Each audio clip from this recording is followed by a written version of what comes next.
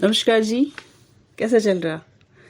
मैं तारा आपका एक बार फिर स्वागत करती हूँ आज की कड़ी में। आज मैं आपको सुनाती हूँ मोहन राकेश जी की लिखी कहानी वारिस। इस कहानी में आप भी शायद एक किरदार हो सकते हो। जैसे आप में से बहुतों के साथ ये हुआ होगा कि टीचर पढ़ा रहे हों और आप अपनी शैतानी में मगन हो, या क्लास के ख़त्म होने का वेट ही करते रहे।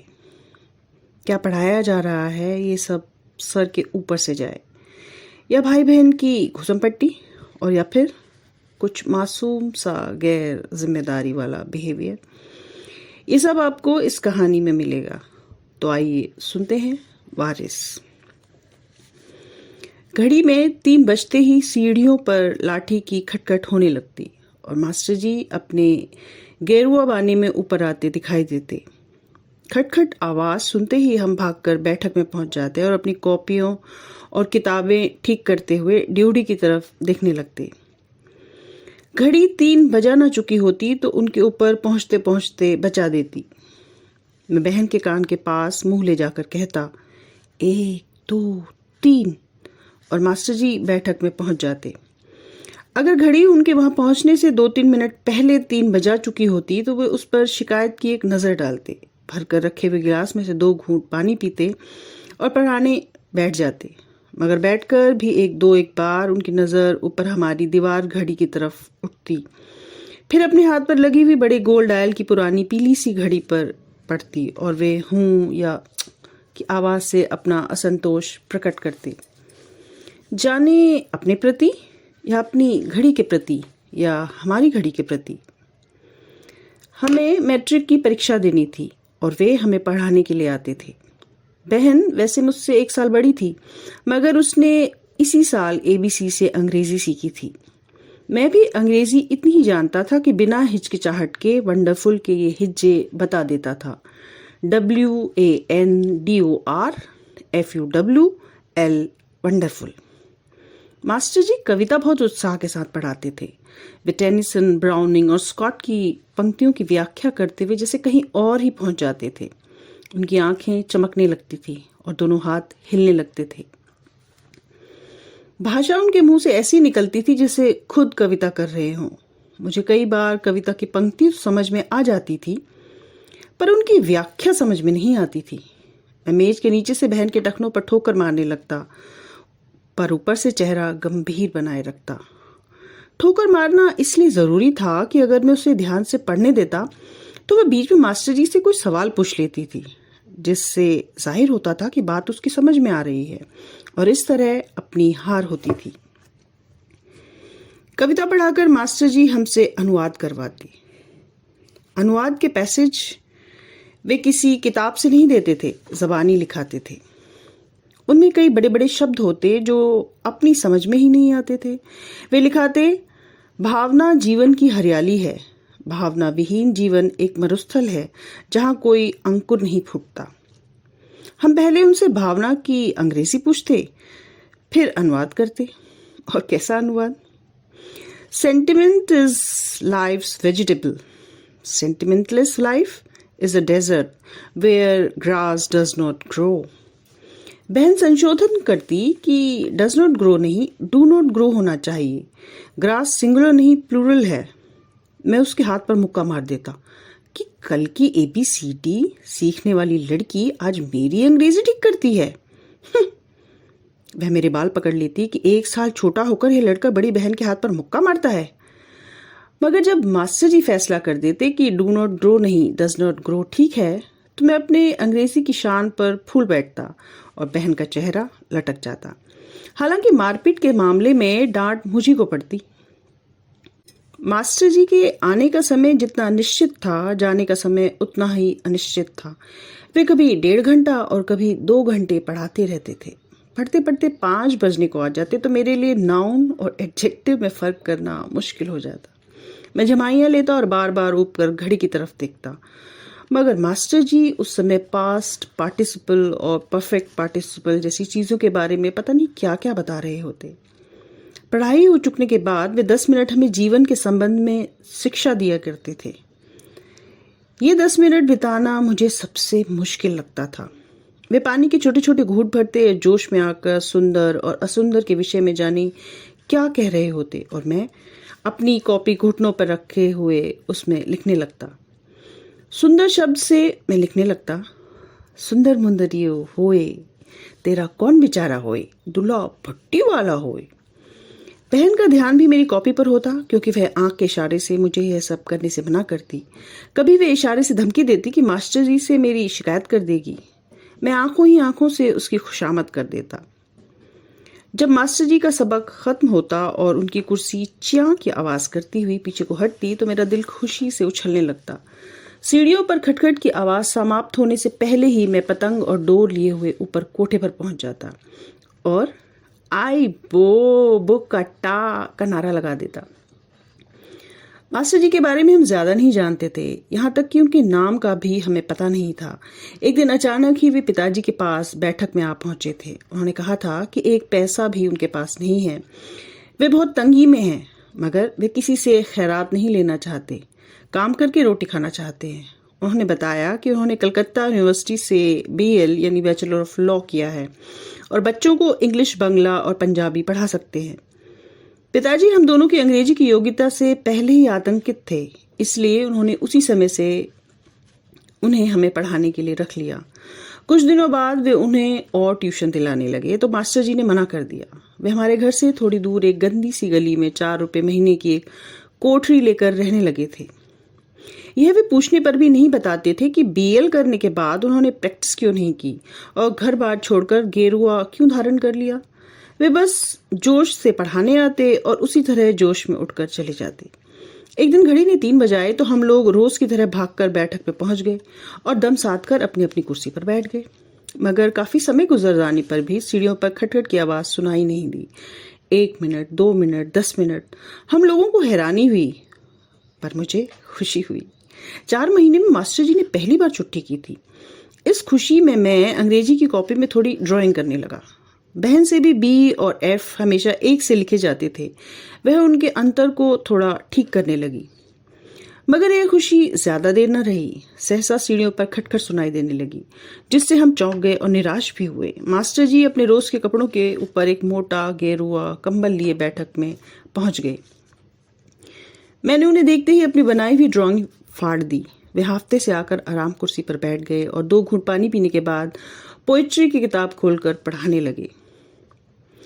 Tell me not in mournful numbers, life is but an empty dream। मैंने देखा उनका चेहरा एक बार फिर पसीने से भीग गया और वे सिर से पैर तक कांप गए। कुछ देर वे चुप रहे, फिर उन्होंने गिलास को छुआ मगर उठाया नहीं। उनका सिर झुककर बाहों में आ गया और कुछ देर वहीं पड़ा रहा। उस समय मुझे ऐसा लगा जैसे मेरे सामने सिर्फ कंबल में लिपटी हुई गांठ ही पड़ी हो। जब उन्होंने चेहरा उठाया तो मुझे उनकी नाक और आंखों के बीच की झुर्रियां बहुत गहरी लगी। उनकी आंखें झपकती और कुछ देर बंद ही रहती, फिर जैसे मुश्किल से खुलती। वे होठों पर जबान फेरकर फिर पढ़ाने लगे। For the soul is dead that slumbers and things are not what they seem। मगर उसके साथ उनका सिर फिर झुक जाता। मैंने डरी हुई नजर से बहन की तरफ देखा। मास्टर जी, आज आपकी तबीयत ठीक नहीं है? बहन ने कहा। आज हम नहीं पढ़ेंगे। नहीं पढ़ेंगे? यह सुनकर मेरे दिल में खुशी की लहर दौड़ गई, मगर उस हिलती हुई गठरी को देखकर डर भी लग रहा था। मास्टर जी ने आंखें उठाई और धीरे से कुछ कहा। फिर उन्होंने पुस्तक की तरफ हाथ बढ़ाया तो बहन ने पुस्तक खींच ली। कुछ देर मास्टर जी हम लोगों की तरफ देखते रहे, जैसे हम उनसे बहुत दूर बैठे हों और वे हमें ठीक से पहचान नहीं पा रहे हों। फिर एक लंबी सांस लेकर चलने के लिए उठ खड़े हुए। पूरे 4 हफ्ते वे टाइफाइड में पड़े रहे। उन दिनों मेरी ड्यूटी लगाई गई कि मैं कोठरी में जाकर उन्हें सूप वगैरह दे आया करूं। वैद्य जी के पास जाकर उनकी दवाई अवाई भी मुझे ही लानी होती थी। मेरा काफी समय उनकी कोठरी में बीतता। वे अपने कंबल में लिपट कर चारपाई पर लेटे हुए हाय हाय करते रहते और मैं ऊपर नीचे होते हुए कंबल के रोयों को देखता रहता। कभी मिट्टी के फर्श पर या स्याह पड़ी हुई दीवारों पर उंगली से तस्वीरें बनाने लगता। कोठरी निहायत ही सादी सी थी और उसमें चारों तरफ से पुरानी सीरिल की गंध आती थी। दीवारों का पलस्तर जगह जगह से उखड़ गया था और कुछ जगह उखड़ने की तैयारी में ईंटों से आगे को उभर आया था।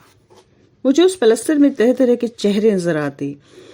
पलस्तर का कोई टुकड़ा झड़कर खप से नीचे आ गिरता तो मैं ऐसे चौंक जाता जैसे मेरी आंखों के सामने किसी मुर्दा चीज में जान आ गई हो। कभी मैं उठकर खिड़की के पास चला जाता। खिड़की में सलाखों की जगह बांस के टुकड़े लगे थे। गली से उठती हुई भयानक दुर्गंध से दिमाग फटने लगता। वह गली जैसे शहर का कूड़ा घर थी। एक मुर्गा गली के कूड़े को अपने पैरों से बिखेरता रहता और हर 8-10 मिनट के बाद जोर से बांग दे देता। मास्टर जी के पास ज्यादा सामान नहीं था, पर जो कुछ भी था उसे देखने को मेरे मन में बहुत उत्सुकता रहती थी। एक दिन जब थोड़ी देर के लिए मास्टर जी की आंख लगी तो मैंने कोठरी के सारे सामान की जांच कर डाली। कपड़ों के नाम पर वही चंद चीथड़े थे जो हम उनके शरीर पर देखा करते थे। डंडे और कमंडल के अतिरिक्त उनकी संपत्ति में कुछ पुरानी फटी हुई पुस्तकें थी, जिनमें से केवल भगवत गीता का शीर्षक ही मैं पढ़ सका। शेष पुस्तकें बंगला में थी और एक बुक के बीच में एक लिफाफा रखा था जिस पर 7 साल पहले की हावड़ा और मिदनापुर की मोहरें लगी थी। मैंने डरते डरते लिफाफे में से पत्र निकाल लिया। वह भी बंगला में ही था। बीच में कोई कोई शब्द अंग्रेजी का था, जैसे standard, means, over confidence, disgusting, hello. मैंने जल्दी से पत्र वापस लिफाफे में रख दिया। बुक्स के अलावा कुछ पुराने और नए फुलस्केप कागज थे जिन पर बंगला और अंग्रेजी में बहुत कुछ लिखा हुआ था। वे कागज अभी मेरे हाथों में ही थे कि मास्टर जी की आंख खुल गई और वे खांसते हुए उठकर बैठ गए। मैं कांपते हुए हाथों से कागज रखने लगा तो पहले मुस्कुराए और फिर हंसने लगे। इन्हें इधर ले आओ, वे बोले। मैं अपराधी की तरह कागज लिए हुए उनके पास चला गया। उन्होंने कागज मुझसे ले लिए और मुझे पास बिठाकर मेरी पीठ पर हाथ फेरने लगे। जानते हो इन कागजों में क्या है? उन्होंने बुखार के कारण कमजोर आवाज में पूछा। नहीं, मैंने सिर हिलाया। यह मेरी सारी जिंदगी की पूंजी है, उन्होंने कहा और उन कागजों को छाती पर रखे हुए लेट गए। लेटे लेटे कुछ देर उन्हें उथल पुथल देखते रहे, फिर उन्होंने अपनी दाईं ओर रख दिया। कुछ देर वे अपने में खोए रहे और जाने क्या सोचते रहे, फिर बोले, बच्चे जानते हो मनुष्य जीवित क्यों रहना चाहता है? मैंने सिर हिला दिया कि नहीं जानता। अच्छा, मैं तुम्हें बताऊंगा कि मनुष्य क्यों जीवित रहना चाहता है और कैसे जीवित रहता है। मैं तुम्हें और भी बहुत कुछ बताना चाहता हूँ, मगर अभी तुम छोटे हो। जरा बड़े होते तो खैर, अब भी जो कुछ बता सकता हूँ जरूर बताऊंगा। तुम मेरे लिए मेरे अपने बच्चे की तरह हो। तुम दोनों ही मेरे बच्चे हो। उन्होंने मेरा हाथ पकड़ लिया। मेरा दिल बैठने लगा कि वे जो कुछ बताना चाहते हैं उसी समय ना बताने लगे, क्योंकि मैं जानता था कि वे जो कुछ भी बताएंगे वो बहुत मुश्किल बात होगी कि मेरी समझ में नहीं आएगी, और समझने की कोशिश करूंगा तो कई मुश्किल शब्दों के मतलब भी सीखने पड़ेंगे। मेरा एक्सपीरियंस ये कहता था कि शब्द खुद जितना मुश्किल होता है उसके हिज्जे उससे भी ज्यादा मुश्किल होते हैं। हिज्जों से मैं बहुत घबराता था, मगर उस समय उन्होंने कुछ नहीं कहा, सिर्फ मेरा हाथ पकड़कर लेटे रहे। अच्छे होकर जब वे हमें फिर पढ़ाने आने लगे तो उन्होंने कहा कि अब से वे अंग्रेजी के अतिरिक्त हमें थोड़ी थोड़ी बंगला भी सिखाएंगे, क्योंकि बंगला सीखकर ही हम उनके विचारों को ठीक से समझ सकेंगे। अब वे 3 बजे आते और 5:30-6 बजे तक बैठे रहते। मैं 3:30-4 बजे ही घड़ी की तरफ देखना शुरू कर देता और जाने किस मुश्किल से वह सारा वक्त काटता। उनकी 2 महीने की जी तोड़ मेहनत से हम भाई बहन इतनी बंगला सीख पाए कि एक दूसरे को बजाय तुम कहने के तुम ही कहने लगे। वह कहती, तुम ही मेरी कॉपी का वर्का मत फाड़ो, और मैं कहता, तुम ही बकवास बंद करो। हमारी इस प्रगति से मास्टर जी बहुत निराश हुए और कुछ दिनों बाद उन्होंने हमें बंगला सिखाने का विचार छोड़ दिया। अनुवाद के लिए अब वे पहले से भी मुश्किल पैसेज लाने लगे, मगर इससे सारा अनुवाद उन्हें खुद ही करना पड़ता। उस माध्यम से भी हमें बड़ी बड़ी बातें सिखाने की कोशिश करके जब वे हार गए तो उन्होंने एक और उपाय सोचा। वे फुलस्केप कागज बीच में से आधे आधे फाड़कर उन पर दोनों ओर पेंसिल से अंग्रेजी में बहुत कुछ लिख कर लाने लगे। बहन के लिए वे अलग कागज लाते और मेरे लिए अलग। उनका कहना था कि वे रोज इन कागजों से हमको एक नया नया विचार देते हैं जिसे हम अभी चाहे ना समझें पर बड़े होने पर जरूर समझ सकेंगे। इसलिए हम उन कागजों को अपने पास संभाल कर रखते जाएं। पहले 6-8 दिन तो हमने कागजों की बहुत संभाल की, मगर बाद में उन्हें संभाल कर रखना मुश्किल होने लगा। अक्सर मेरी बहन मेरे कागज कहीं से गिरे हुए उठा लाती और कहती कि कल वह मास्टर जी से शिकायत करेगी। मैं मुंह बिचका देता।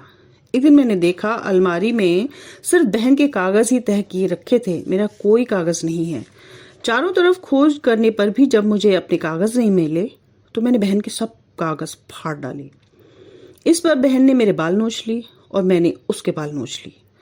उस दिन से हम दोनों इस ताक में रहने लगे कि कल मास्टर जी के दिए हुए एक के कागज दूसरे के हाथ में लगे कि वह उन्हें फाड़ दे। मास्टर जी से कागज लेते हुए हम चोर आंख से एक दूसरे की तरफ देखते और मुश्किल से अपनी मुस्कुराहट दबाते। मास्टर जी किसी किसी दिन अपने पुराने कागजों के बुलंदे साथ ले आते थे और वहीं बैठकर उनमें हमारे लिए कुछ हिस्से नकल करने लगते थे। हम दोनों उतनी देर कॉपियों पर इधर उधर के रिमार्क लिखकर आपस में कॉपियां बदली करते रहते। इधर मास्टर जी बुलंदे हमारे हाथों में देखकर सीढ़ियों से उतरते, उधर हमारी आपस में छीना झपटी शुरू हो जाती और हम एक दूसरे के कागज को मसलने और नोचने लगते। अक्सर इस बात पर हमारी लड़ाई हो जाती कि मास्टर जी एक को 18 और दूसरे को 14 पन्ने क्यों दे गए हैं। परीक्षा में अब थोड़े ही दिन रह गए थे। पिताजी ने एक दिन हमसे कहा कि हम मास्टर जी को अभी से सूचित कर दें कि जिस दिन हमारा अंग्रेजी का पेपर बी होगा उस दिन तक तो हम उनसे पढ़ते रहेंगे, मगर उसके बाद उस दिन मास्टर जी के आने तक हम आपस में झगड़ते रहे कि हम में से कौन उनसे यह बात कहेगा। आखिर 3 बज गए और मास्टर जी आ गए। उन्होंने हमेशा की तरह घड़ी की तरफ देखा कि आवाज के साथ सिर को झटक दिया और पानी का एक घूंट पीकर पोएट्री की किताब खोल ली। हम दोनों ने एक दूसरे की तरफ देखा और आंखें झुका ली। मास्टर जी, बहन ने धीरे से कहा। उन्होंने आंखें उठाकर उसकी तरफ देखा और पूछा कि क्या बात है, उसकी तबीयत तो ठीक है। बहन ने एक बार मेरी तरफ देखा मगर मेरी आंखें जमीन में धंसी रही। मास्टर जी, पिताजी ने कहा है, और उसने रुकते रुकते बात उन्हें बता दी। क्या मैं नहीं जानता? माथे पर त्योरियां डालकर सहसा उन्होंने कड़े शब्दों में कहा। मुझे बताने की क्या जरूरत थी? और फिर वे जल्दी जल्दी कविता की पंक्ति पढ़ने लगे। Shades of night were falling fast when through an alpine village passed a youth. सहसा उनका गला भर्रा गया। उन्होंने जल्दी से 2 घूंट पानी पिया और फिर से पढ़ने लगे। Shades of night were falling fast. उस दिन पहली बार उन्होंने जाने का समय जानने के लिए भी घड़ी की तरफ देखा। पूरे 4 बजते ही वे कागज समेटते हुए उठ खड़े हुए। अगले दिन आए तो आते ही उन्होंने हमारी परीक्षा की डेट शीट देखी और बताया कि जिस दिन हमारा बी पेपर होगा उसी दिन वे यहाँ से चले जाएंगे। उन्होंने निश्चय किया था कि वे कुछ दिन जाकर गरुड़ चट्टी में रहेंगे, फिर उससे आगे घने पहाड़ों में चले जाएंगे, जहां से फिर कभी लौट कर नहीं आएंगे। उस दिन उनसे पढ़ते हुए न जाने क्यों मुझे उनके चेहरे से डर लगता रहा। हमारा पेपर भी हो गया। मास्टर जी ने कांपते हाथों से हमारा पर्चा देखा। उन्होंने जो जो कुछ पूछा मैंने उसका सही जवाब बता दिया, क्योंकि मैं हॉल से निकलकर हर सवाल के सही जवाब का पता कराया था और इस तरह मैंने अंग्रेजी में फर्स्ट क्लास परफॉर्मेंस दिया। बहन जवाब देने में अटकती रही। मास्टर जी ने मेरी पीठ थपथपाई, पानी पिया और चले गए। मगर शाम को वे फिर आए। पिताजी से उन्होंने कहा कि वे जाने से पहले एक बार बच्चों से मिलने आए हैं। हम दोनों को अंदर से बुलाया गया। मास्टर जी ने हमसे कोई बात नहीं की, सिर्फ हमारे सिर पर हाथ फेरा और अच्छा कहकर चल दिए। हम लोग उनके साथ साथ दरवाजे तक आए। वहां रुककर उन्होंने मेरी ठोड़ी को छुआ और कहा, अच्छा मेरे बच्चे, और कांपते से उन्होंने हाथों से किसी तरह अपना भूरा सा फाउंटेन पेन जेब से निकाला और मेरे हाथ में दिया। रख लो, रख लो। उन्होंने ऐसे कहा जैसे मैंने उसे लेने से इनकार किया हो। बहुत अच्छा तो नहीं है मगर काम करता है। मुझको अब इसकी जरूरत नहीं पड़ेगी। तुम अपने पास रखकर छोड़ना या फेंक देना। उनकी आंखें भर आई थी, इसलिए उन्होंने मुस्कुराने का प्रयत्न किया और मेरा कंधा थपथपाकर खट खट सीढ़ियां उतर गए। मेरी बहन स्पर्धा की दृष्टि से मेरे हाथ में उस फाउंटेन पेन को देख रही थी। मैंने उसे अंगूठा दिखाया और पेन खोलकर उसके निब की जांच करने लगा, मगर उसके कुछ ही दिन बाद वह निब मुझसे टूट गया और फिर वह पेन भी जाने कहाँ खो गया। तो एक अंत यहीं तक था। आपने सुना कि कोई अपनी जिंदगी के खजाने का वारिस आपको बना देता है और आप नासमझी में उसकी संभाल नहीं कर पाते, और जब समझ आती है तो देर हो चुकी होती है। तो एक अंत यहीं तक था। आज के लिए इतना ही। अगली कड़ी में फिर भेंट होगी। नमस्कार, धन्यवाद।